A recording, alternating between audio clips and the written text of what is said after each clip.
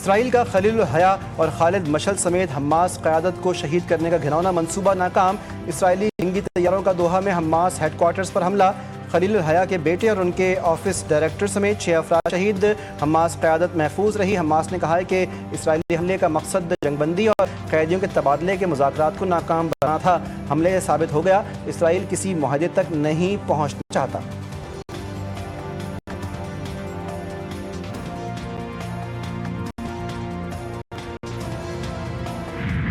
حملے کی منظوری امریکی صدر ٹرمپ نے دی، حملے میں مکمل تعاون بھی کیا۔ اسرائیلی حکام کا دعویٰ، امریکہ نے اسرائیلی دعوے کی تصدیق کر دی۔ وائٹ ہاؤس کی ترجمان کیرولین لیوٹ نے میڈیا کو بتایا کہ قطر کو اسرائیلی حملے سے خبردار کر دیا تھا۔ امریکہ کے قریبی اتحادی پر حملے سے اسرائیل یا امریکہ کے اہداف میں کوئی پیش رفت نہیں ہوگی، لیکن حماس کو ختم کرنا ایک جائز مقصد ہے۔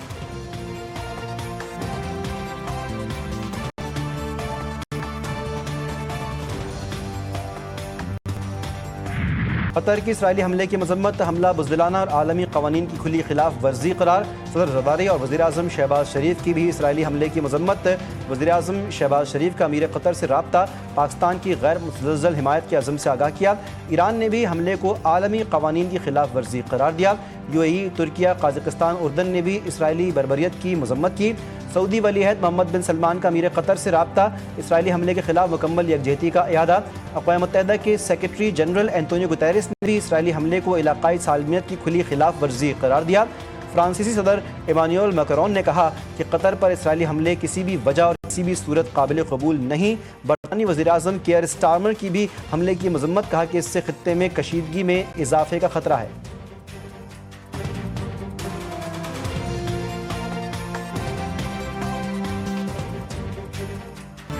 اسرائیلی وزیراعظم نتنیاہو نے فلسطینیوں کو غزہ سٹی خالی کرنے کا الٹیمیٹم دے دیا۔ صبح سے جاری حملوں میں 35 فلسطینی شہید اور درجنوں زخمی کر دیے۔ شہداء کی مجموعی تعداد 65,600 سے بڑھ گئی۔ اسرائیل کی مسلط کردہ بھوک سے مزید 6 افراد جان سے گئے۔ اسرائیلی وزیر دفاع نے دھمکی دی ہے اگر تمام یرغمالیوں کو رہا نہیں کیا گیا تو غزہ کو تباہ کر دیا جائے گا۔ غزہ کا محاصرہ توڑنے کے لیے نکلنے والے سمود فلوٹیلا پر تیونس کے قریب ڈرون حملہ کر دیا گیا۔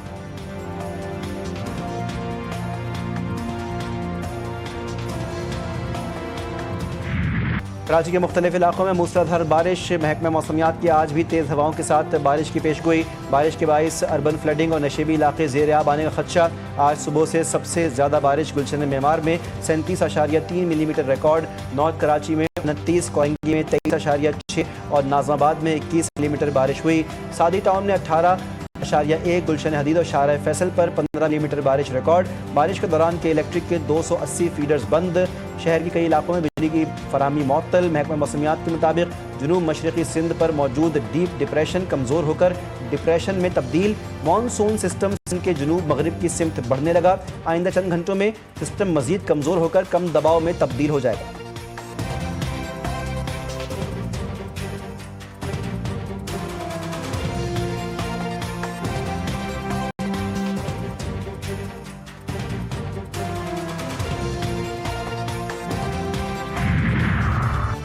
میئر کراچی مرتضی وہاب کا شہر کے مختلف علاقوں کا دورہ، بارش کے دوران نکاسی آب کے کاموں کا جائزہ لیا۔ میڈیا سے گفتگو میں کہا کراچی میں بارش کا سلسلہ جاری ہے لیکن صورتحال کنٹرول میں ہے۔ بارش کے باوجود تمام سڑکیں کلیئر ہیں، ٹریفک کی روانی بحال ہے۔ احتیاطی تدابیر کے طور پر EVM اور کورنگی کاز وے بند کر دیا ہے۔ ملیر ندی میں بلوچستان کی طرف سے پانی کی آمد کا سلسلہ جاری ہے۔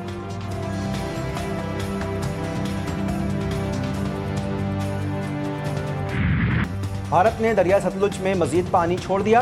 پنجاب کے دریاؤں میں طغیانی، مختلف اضلاع شدید متاثر۔ دریائے چناب میں سیلاب، ملتان کے شیر شاہ بند میں شگاف ڈالنے کا فیصلہ۔ شجاع آباد اور شیر شاہ کا 12 کلومیٹر کا علاقہ زیر آب آئے گا۔ کریموں سے 5,40,000 کیوسک کا ریلا 2 روز تک ملتان کی حدود میں داخل ہوگا۔ خانیوال میں مائی سفورہ بند ٹوٹنے سے 40 سے زائد دیہات زیر آب۔ کوٹ اسلام فوڈ سینٹر میں ہزاروں ٹن گندم پانی کی نظر۔ شور کوٹ میں 5,50,000 کیوسک کا سیلابی ریلا گزر رہا ہے۔ ملتان جنگ روڈ بند کر دیا گیا۔ 66 موضوعات زیر آب۔ فوج اور ریسکیو ادارے امدادی کارروائیوں میں مصروف۔ بورے والا کے موزہ، سلدیرہ سمیت 28 بستیاں مکمل طور پر ڈوب گئیں۔ سیلابی پانی کھادر نہر سے ٹکرا گیا۔ ساہو کا گریڈ اسٹیشن اور پاسکو گودام کو شدید خطرات لاحق۔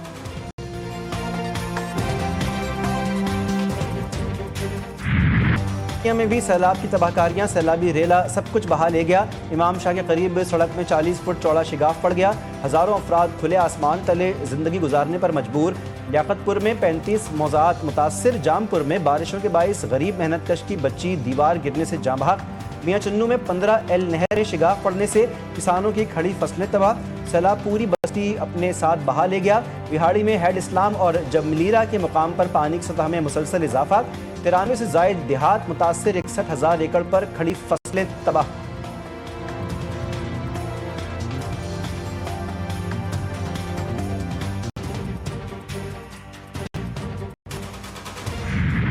انڈس پہ ڈیم بنانے کے یہ شوشے کیوں چھوڑے جا رہے ہیں اور پورا قوم میں جب قدرتی آفت کا مقابلہ کر رہا ہے تو یہ کون ہے جو بار بار اس قسم کے پروپوزلز فلوٹ کر رہے ہیں، جو نہ صرف صوبے میں اختلاف پیدا کرتے ہیں مگر جو پاکستان کا اپنا کیس ہے انڈس واٹر ٹریٹی کے مطابق، اور جو مودی سرکار نے سندھو پہ تاریخی حملہ کیا ہے۔ ہم چاہتے ہیں کہ چاروں صوبوں بھائی ہو کے مودی کا جواب دیں۔ دریائے سندھ پر ڈیم بنانے کے شوشے کیوں چھوڑے جا رہے ہیں؟ کون ہے جو ایسے بیانات دے کر اختلافات پیدا کر رہا ہے؟ چیئرمین پیپلز پارٹی بلاول بھٹو برس پڑے۔ گڈو بیراج میں پانی کی صورتحال پر بریفنگ کے بعد میڈیا سے گفتگو میں کہا، متنازع ڈیموں کی وجہ سے علاقوں میں خطرات ہوتے ہیں، سیلاب گزرنے کے بعد جتنی چاہے متنازع باتیں کرنی ہیں کر لیں۔ بلاول بھٹو نے ملک میں زرعی ایمرجنسی کا مطالبہ دہرایا، اپیل کی کچے میں رہنے والے لوگ جلد سے جلد انخلا یقینی بنائیں۔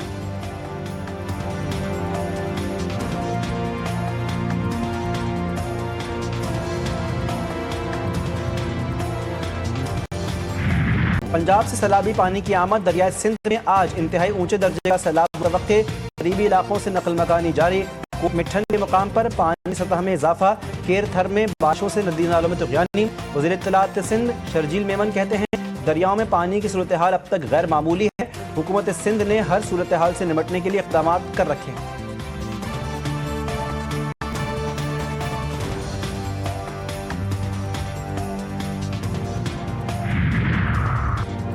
حیدرآباد میں موسلادھار بارش کے بعد شہر کی اہم شاہراہیں اور نشیبی علاقے زیر آب، حالہ، نیو سعید آباد، بھٹشا اور گرد و نواح میں بھی موسلادھار بارش، سکھر، لڑکانہ، نواب شاہ میں بھی بادل جم کر برسے، نشیبی علاقے زیر آب، گلیاں، محلے، تالاب منظر پیش کرنے لگے، کئی علاقوں میں بجلی کی فراہمی معطل، گمٹ میں کئی گھنٹوں کی بارش نے شہر کا نقشہ ہی بدل دیا، تھر پارکر کے علاقے ڈیپلو میں بارش کے بعد شہری زندگی مفلوج، تحصیل اسپتال بارش کے پانی میں ڈوب گیا، اسپتال کی عمارت بند، او پی ڈی کو متبادل جگہ منتقل کر دیا گیا۔ سندھ کے مختلف شہروں میں بارش کے دوران مختلف حادثات میں 9 افراد زخمی۔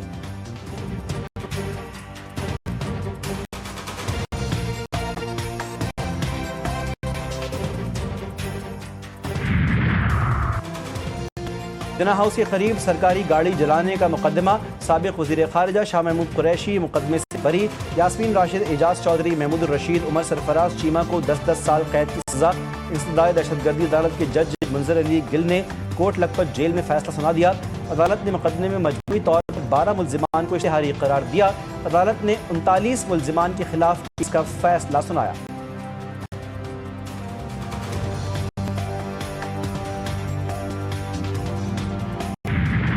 کراچی کے علاقے نیو کراچی میں خوفناک آتش زدگی، متاثرہ فیکٹری کی 3 منزلہ عمارت گر گئی، فیکٹری گرتے ہی زوردار دھماکہ ہوا، بھگدڑ مچ گئی، فائر فائٹرز اور دیگر امدادی ٹیموں کے اہلکار ملبے تلے دب گئے، 5 افراد کو زخمی حالت میں نکال لیا گیا۔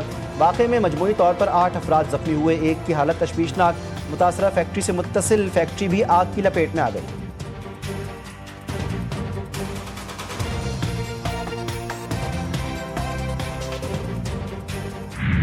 کراچی میں گلستان جوہر بلاک 10 میں 5 منزلہ رہائشی عمارت کا گراؤنڈ فلور زمین میں دھس گیا، زمین اور دیواروں میں دراڑیں پڑ گئیں، گراؤنڈ فلور کے فلیٹوں کی کھڑکیاں اور گیلریز ٹوٹ گئیں، خوفزدہ مکینوں نے عمارت خالی کرنا شروع کر دی۔ 3 عمارتوں پر مشتمل کمپلیکس کے بلاک اے اور بی محفوظ، تیسری متاثرہ عمارت میں بلاک سی اور ڈی بنایا گیا تھا۔ دونوں بلاکس میں مجموعی طور پر 60 فلیٹس اور 300 کے قریب افراد رہائش پذیر تھے۔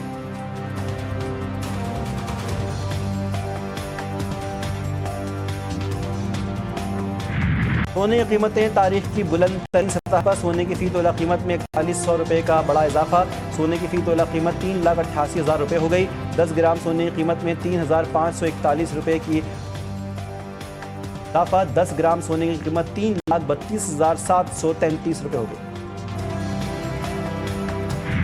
پاک فوج کے شہید میجر عدنان اسلم کی نماز جنازہ چکلالہ راولپنڈی میں ادا. وزیر اعظم، وفاقی وزراء اور فیلڈ مارشل عاصم منیر، عسکری اور سول حکام اور شہید کے اہل خانہ نے نماز جنازہ میں شرکت کی. ISPR کے مطابق 31 سالہ میجر عدنان اسلم بھارتی سپانسرڈ خوارج دہشت گردوں کے بزدلانہ حملے میں زخمی ہوئے تھے. میجر عدنان کی شہادت کو ان کے اہل خانہ نے بڑا اعزاز قرار دیا. میجر عدنان شہید کے اہل خانہ نے کہا کہ آپ سب کو بہت مبارک ہو، آپ کا دوست شہید ہو گیا.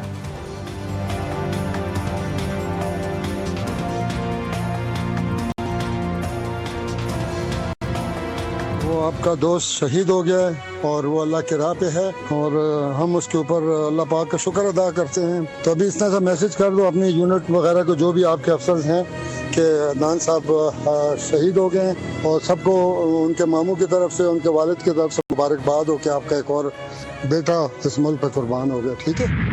سوشل میڈیا پلیٹ فارمز پر پابندی اور کرپشن کے خلاف نیپالی عوام کا شدید رد عمل. امن و امان کی صورتحال بے قابو ہونے کے بعد نیپالی وزیر اعظم KP شرما اور صدر رام چندر مستعفی ہو گئے.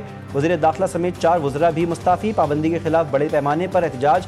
مظاہرین نے وزیر اعظم KP شرما کے ذاتی گھر کو آگ لگا دی.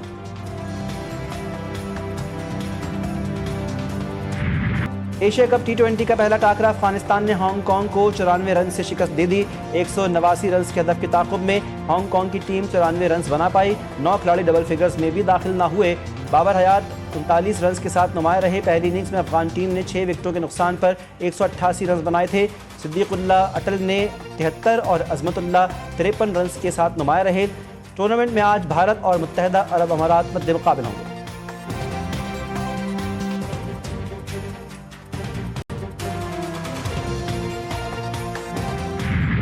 میکسیکو میں کانسرٹ کے دوران فلسطین کی آزادی حق میں نعرے. پورٹو ریکو کے گلوکار نے سٹیج پر ایک فلسطینی فیملی کو بلا جنہوں نے ہاتھ میں فلسطینی پرچم بھی اٹھایا ہوا تھا. کانسرٹ میں موجود لوگوں نے بھی یک زبان ہو کر فلسطین کے حق میں آواز بلند کی.